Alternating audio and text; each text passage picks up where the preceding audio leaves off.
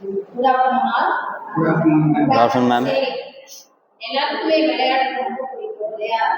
ஆனா இப்ப நீங்க எல்லாம் என்ன பண்றீங்க பொதுவா அப்படின்னு பார்த்தோம்னா கிரவுண்ட்ல போய் விளையாடுறது இல்லை. இப்பெல்லாம் ட்ரெண்டா மாறிடுச்சு. உங்களோட தலைமுறை உள்ளுக்குள்ள எப்படி சொல்றது, மொபைலே எல்லாம் விளையாடுறீங்க இல்லையா? இதுல நிறைய ஆக்கப்பூர்வமான விளையாட்டுகளும் இருக்கு அப்படின்றத சமீபத்தில் நம்ம பாட்டிகளெல்லாம் படிக்கிறோம் இல்லையா? அந்த மாதிரி என்ன எப்படி சொல்லணும் அப்படின்னு பார்த்தோம்னா, இதனால நிறைய பணமும் சம்பாதிக்கணும். ரெண்டாவது என்னன்னா மூளைக்கு வளர்ச்சி இருக்கு மாதிரியான கேம்ஸ் எல்லாம் நிறைய இருக்கு. குழந்தைகளுக்குனாலும் சரி, உங்களை மாதிரி யங்ஸ்டர்ஸ்க்குனாலும் சரி, கொஞ்சம் வயசானவங்களுக்குனாலும் சரி, மொழி சார்ந்தும் இருக்கு, மூளை மூளைக்கு வேலை கொடுக்குற மாதிரி நிறைய விளையாட்டுகள் எல்லாம் இருக்கு. அதை சார்ந்து நம்ம காலேஜ்ல நிறைய சொல்லி கொடுத்துருக்காங்க இல்லையா? இது அப்போ அதை பத்தி ஏதாவது ஒரு கேம் விளையாடுறது என்ன நன்மை என்ன தீமை அப்படிங்கறத சொன்னீங்கன்னா சரிங்களா? என் பேர் தருண்காந்த். இப்போ நான் பேச போகிறது பார்த்தீங்கன்னா செஸ்ஸு வந்து நம்ம ஆன்லைனில் விளாட்றோம். அதில் விளாட்றதுனால நம்மளுக்கு வந்து நல்லா ஒரு எப்படி சொல்ல. என் பேர் தருண்காந்த். இன்றைக்கி நான் சொல்ல போகிற டாபிக் பார்த்தீங்கன்னா செஸ்ஸு விளாட்றதுனால நம்மளோட மூளைக்கு வந்து நல்லா வளர்ச்சியாக இருக்கும். நம்ம ஃப்ரெண்ட்ஸ் கூட ஜாயின் பண்ணி விளாட்லாம், காம்படிஷன் போகலாம், நிறையா இதில் வின் பண்ணி சர்டிஃபிகேட் கிடைக்கும். பிரெயின் என்றைக்குமே ஆக்டிவாக இருக்கும். ஸ்டார்ட் பண்ணுறோம். வணக்கம்.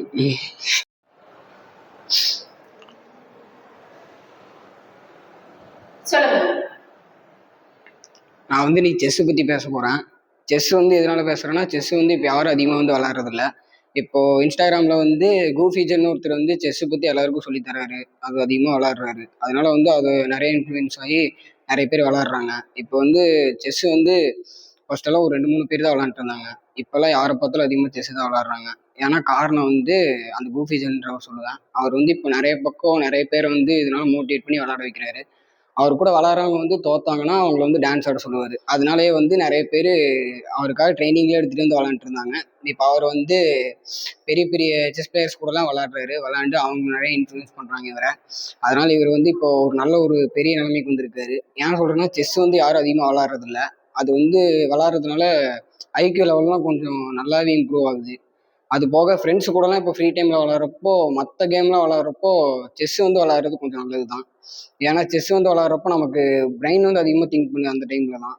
அது போக நம்மளால் நிறையா வந்து புதுசு புதுசாக யோசிக்க முடியும். இப்போ எப்படி சொல்கிறதுன்னா, மற்றொருத்த வந்து திங்க் பண்ணுறத நம்மளால் திங்க் பண்ண முடியாதான்னு நம்ம யோசிப்போம். அவன் வந்து திங்க் பண்ணுறத நம்ம திங்க் பண்ணி நம்ம விளாடணும்னு யோசிக்கிறதுனால அதில் வந்து நம்மளால் நிறைய இது பண்ண முடியும், கற்றுக்க முடியும். அது போக வேற என்னடான்னா, செஸ்ஸுனால வந்து இப்போ நிறைய பேர் வந்து இதே மாதிரி இன்ஃப்ளூயன்ஸ் ஆகிட்டு இருக்காங்க. அதனால வந்து செஸ்ஸை வந்து அதிகமாக விளாட ஆரம்பிக்கிறதுனால முடிஞ்ச வரைக்கும் அதில் வந்து நல்லது தான். எதுவுமே இதெல்லாம் இல்லை. எதுவும் வந்து எப்படி சொல்கிறதுனா, மற்ற கேமில் விளாட்றப்போ நிறைய பணம்லாம் இது பண்ணுறாங்க, அதுக்காக செலவு பண்ணி வந்து வேஸ்ட் பண்ணுறாங்க. அந்த மாதிரிலாம் எதுவும் இல்லாமல் இது வந்து எதுவும் காசெல்லாம் கட்டுற மாதிரிலாம் எதுவும் கிடையாது. நீங்கள் ஃப்ரீயாகவே விளாட்லாம். அதனால முடிஞ்ச வரைக்கும் இந்த கேம் விளாட்றது வந்து நல்லது. அப்போது வேற என்னன்னா,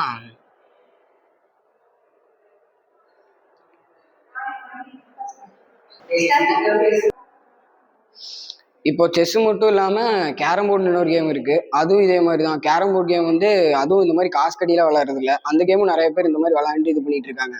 அந்த கேமில் அதே மாதிரி தான். நம்ம வந்து திங்கிங்லாம் அதுலேயும் கொஞ்சம் அதிகமாக யூஸ் பண்ணுற மாதிரி இருக்கும். ஏன்னா வந்து மற்ற ஆப்போனன்ட் மூவ் வந்து நெக்ஸ்ட் இதுதான் சொல்லிட்டு அதுக்கேற்ற மாதிரி நம்ம வந்து விளாட்றதோ அதுலேயே விளாட்லாம். அது போக என்னன்னா, கேரம் போர்டில் வந்து இன்னொரு அட்வான்டேஜ் என்னன்னா, கேரம் போர்டு விளாட்றது மூலியமாக நீங்கள் நார்மலாக விளாட்றதுக்கு அதில் விளாட்றப்போ இன்னும் நிறைய தெரிஞ்சுக்கிற மாதிரி இருக்கும். கேரம் போர்டில் நீங்கள் நார்மலாக விளாட்றப்போ சில பேருக்குலாம் எப்படி அந்த கேம் விளாட்றது, எந்த காயின் எங்கே எடுக்கிறது, என்ன பண்ணுறது நிறைய தெரியாது. அந்த கேம்லன்றப்போ நீங்கள் வந்து எப்படி ஈஸியாக இது பண்ணலாம், அந்த மாதிரிலாம் நிறைய தெரிஞ்சுக்கலாம். அதுபோக கேரம் யாரும் இருக்க மாட்டாங்க இதில் அதிகமாக. ஆனால் இந்த கேம் வந்து நீங்கள் விளாட்றது பார்த்தீங்கன்னா, ஆப்போனன்ட் விளாட்ற ஸ்ட்ராட்டஜி வந்து நீங்கள் இதுலேருந்து கற்றுக்கலாம் அவங்ககிட்ட பார்த்து. அவங்க வந்து ஒரு புது மூவ் பண்ணுறப்போ நீங்கள் வந்து அதை திரும்ப நீங்கள் வந்து பண்ணலான்னு தோணும். அந்த மாதிரி இருக்கப்போ நீங்கள் புதுசாக கற்றுக்கலாம். அது போக வேறு என்னென்னா, ஃப்ரெண்ட்ஸை வச்சு அதுலேயே விளாட்லாம். ஃப்ரெண்ட்ஸை கூப்பிட்டு விளாட்றது, அதில் வந்து அது என்டர்டைன்மெண்ட்டுக்காகவும் விளாடலாம். அதில் வந்து உங்களுக்கு எப்படி சொல்கிறதுன்னா நிறைய தெரிஞ்சுக்கவும் செய்யலாம் அந்த கேம் மூலிமா.